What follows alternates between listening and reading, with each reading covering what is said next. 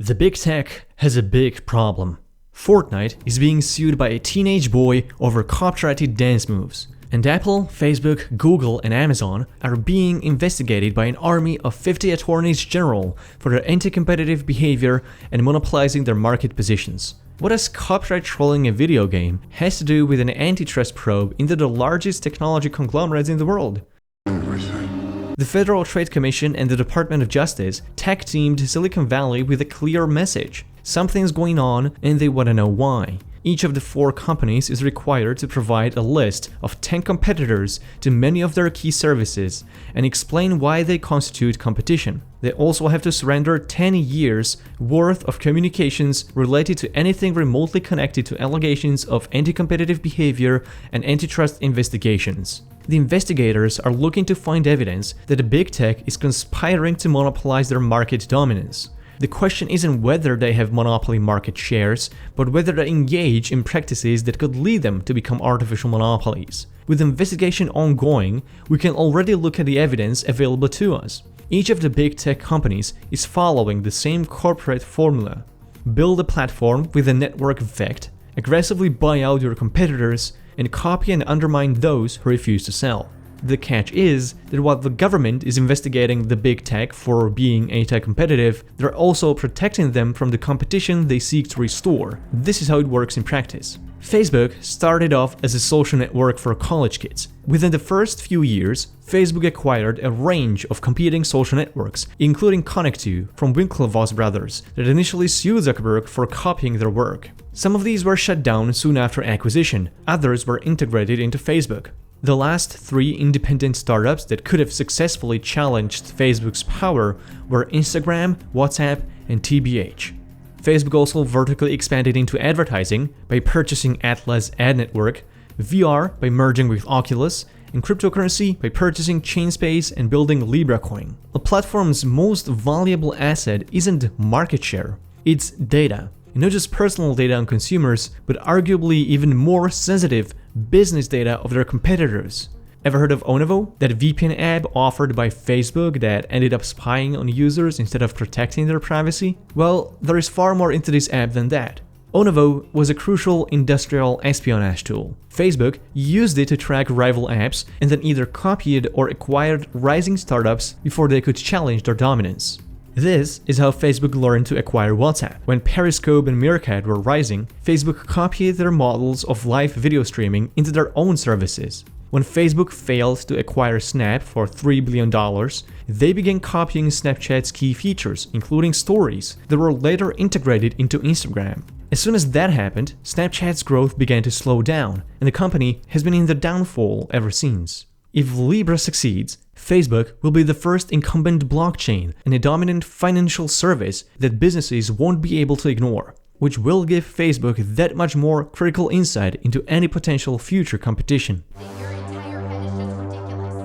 Apple's example proves it's not about the numbers, it's about the conduct. Apple is also in the business of big data, even if they pretend not to be, and they are in the business of copying more than anyone else. Although their core market shares are minuscule, their excellence is at the ability to log their customers in and prevent them from bypassing the Apple's way. Apple became a platform with the launch of the iPhone. And boy, have we patented it. Today, the company controls 71% of all revenue generated from mobile apps in the US. For app developers, ignoring iPhone would be like ignoring Google search. Excuse me for a second. Apple uses data from the iOS App Store to get intelligence into what apps are rising and what features are popular with their users. Apple invites developers to sell their apps to iOS users for a 30% cut of their revenue. This commission is part of a controversial policy, and critics accuse Apple of artificially inflating prices of iOS apps. Developers are not allowed to bypass the 30% commission by directing customers to other payment methods. If they refuse to pay the commission, they get penalized. They won't be able to update their apps with the latest features or communicate with their users directly, or they can get their apps removed from the store entirely. This policy didn't go without resistance, and Spotify showed the most of it. When Spotify finally agreed to the 30% cut in 2014, they raised their price from $9.99 to $12.99. A year later, Apple launched Apple Music at Spotify's old price, $9.99. Apple also used it to copy Clue, a popular health app for women that was almost at the top of App Store's health and fitness category. Apple copied Clue's core features into their health app that came pre-installed and free of charge on every iPhone. Sherlock, Apple's desktop search tool, took core features from a third-party search app called Watson, which doesn't exist anymore. Getting Sherlocked became a popular term to describe this clandestine tactic that only incumbent platforms can pull off. DoApp used to develop MyLight, a flashlight app that attracted 10 million users. Apple then copied the app's idea and integrated it into iOS. MyLight's revenue went down to zero, and DoApp sold the company in 2016. For years, walkie-talkie apps were popular among iOS users and were offered by several companies. When one of them wanted to integrate their walkie-talkie app with Apple Watch, Apple would not allow it. Sometime later, Apple announced its own walkie-talkie app on Apple Watch. This is the core issue of platforms. They enjoy exclusive access into their proprietary technology that other businesses, by definition, can't compete with. This is where the government is complicit in protecting monopolies of the big tech. They are protecting them by giving them copyright and patent monopolies. Everybody can use those, but multi-billion-dollar conglomerates can afford to spend much more on the legal costs that come with patent registration and copyright enforcement than new startups that want to challenge them. Patent wars have become a signature trademark of big tech. Companies in computer hardware, software, and telecommunications industries have in combination received the most in damages awards from patent disputes. And although the number of patent filings decreased since 2011, grants keep breaking records. Studies emerge showing that patents are damaging to the economy, consumers, and innovation. Startups have received the lowest amount of investment since 2011, and their financing keeps falling. The political demand for stronger protection comes from old established corporations and not new innovative startups. There is a whole industry of lawyers and legal experts whose whole livelihood comes from resolving patent wars and trolls, and it costs taxpayers money in civil lawsuits. There is no statistical evidence that rising patent applications improve the economy or make it more productive. Intellectual property is counterproductive. In the current expanded state, it protects incumbent companies from competition and it stifles innovation. They are no longer competing on the free market. They are rent-seeking, consolidating revenue without creating value.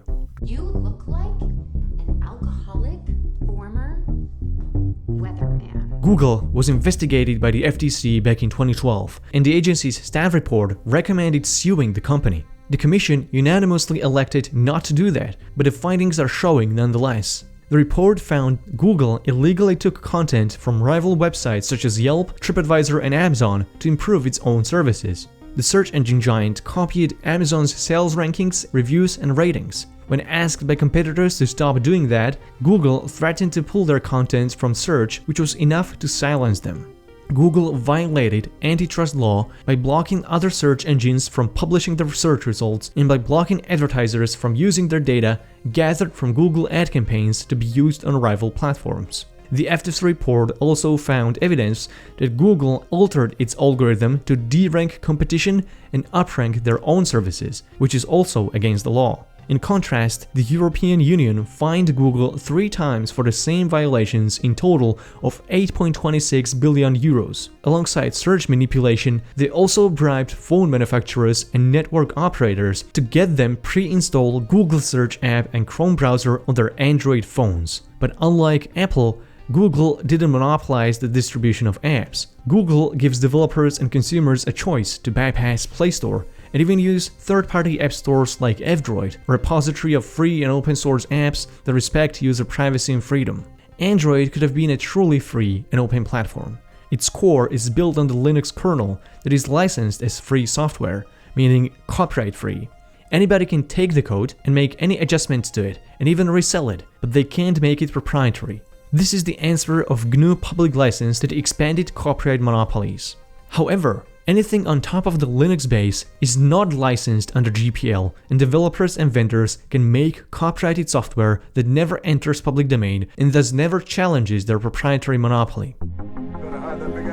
One of the problems of proprietary software is that any unjust alteration of secret algorithms never sees the light. This was a years-long case inside Amazon, where retail executives pushed the company's engineering team to include profitability in the search algorithm. Amazon's lawyers rejected the proposal out of fear of antitrust regulators. Nonetheless, the decision was made to favor Amazon-branded products and place more profitable items higher in the search rankings. The executives also decided to remove an option for customers to filter search results by relevance. Amazon has been accused by foreign antitrust regulators of abusing sensitive business data as a leverage against them. In some cases, Amazon has discriminated against other retailers by changing their rankings and abruptly terminating their sellers' accounts without proper justification.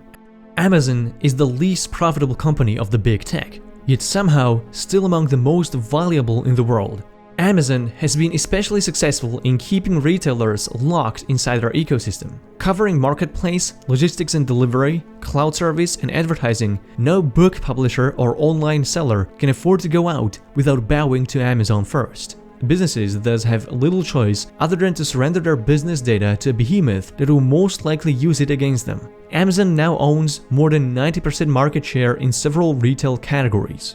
Silicon Valley isn't shy to copy other people's work, only to turn around to sue their competition or undermine their business through clandestine trade war tactics. Mark Zuckerberg routinely encourages his developers to copy rival apps. Steve Jobs once famously said, We have, always been shameless about stealing great ideas. And then later declared a thermonuclear war on Android because it's a stolen product. Imagine you are a small business and you have a multi-billion-dollar established corporation threatening to destroy your work. Mark Cuban calls for abolishing software patents altogether, arguing that copyrights protect software from being copied, but patents punish developers who independently develop a program that produces the same results. Richard Stallman traditionally goes much further, arguing for flexible limitations of copyright to 10 years on average, instead of a lifetime of the author as it is globally now. This could span anywhere from 3 years for software to 20 years for a feature film. The Swedish Pirate Party suggests a wholesome copyright reform, where copyright is automatically granted to created works but lasts only 5 years and can be manually extended to last up to 20 years. Copyright and patent laws need to be significantly reformed along the lines of their original purpose, benefit the public and encourage innovation. The current state of copyright is only creating a legal fiction of scarcity of ideas for the sake of profit consolidation.